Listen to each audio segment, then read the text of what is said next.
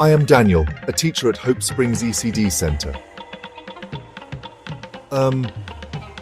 Teaching here is, well, it's not always easy, but it's always rewarding.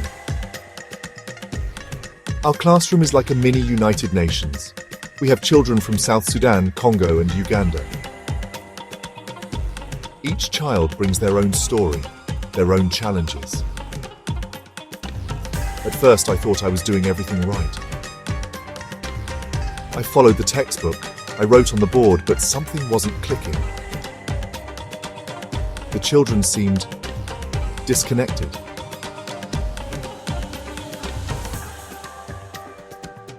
During snack time, I watched as Amina effortlessly shared mangoes among her friends. Her eyes lit up as she counted and distributed the fruit. But when I asked her to solve 8-4 on the board, she froze.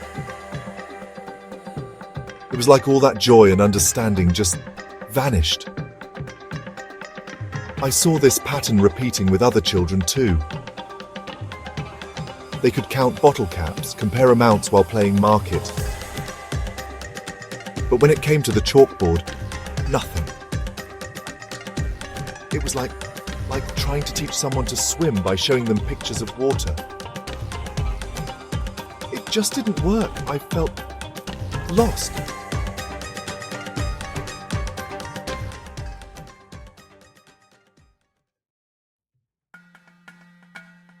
I knew I had to change something. So I joined a nearby teacher learning circle. It wasn't easy, long days teaching, then evenings discussing and learning.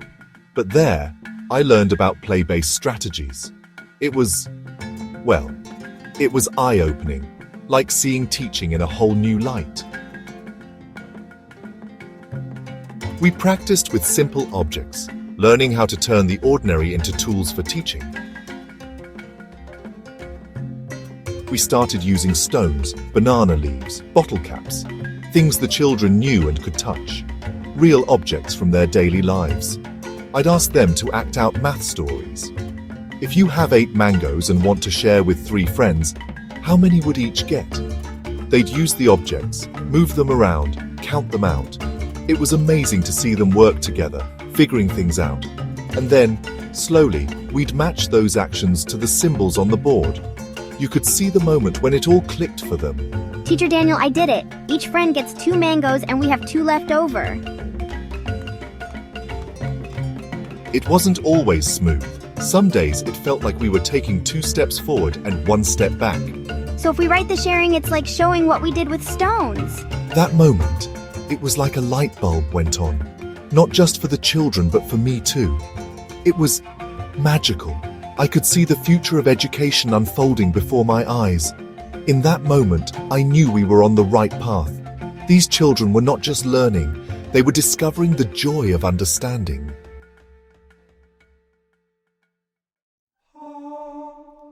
I started documenting our progress, taking photos, recording voice notes.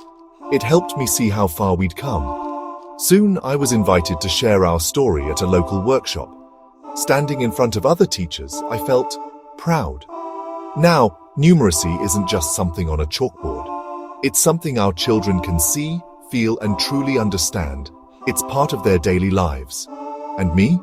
Well, I've learned that being a good teacher isn't about having all the answers. It's about finding new ways to ask the questions. Here at Hope Springs, we're not just teaching math. We're nurturing hope. Hope for a future where every child, no matter their background, can thrive. This is our story. A story of change, of growth, of connection. A story that's still being written every day in classrooms like ours across Uganda and beyond. Thank you for letting me share it with you.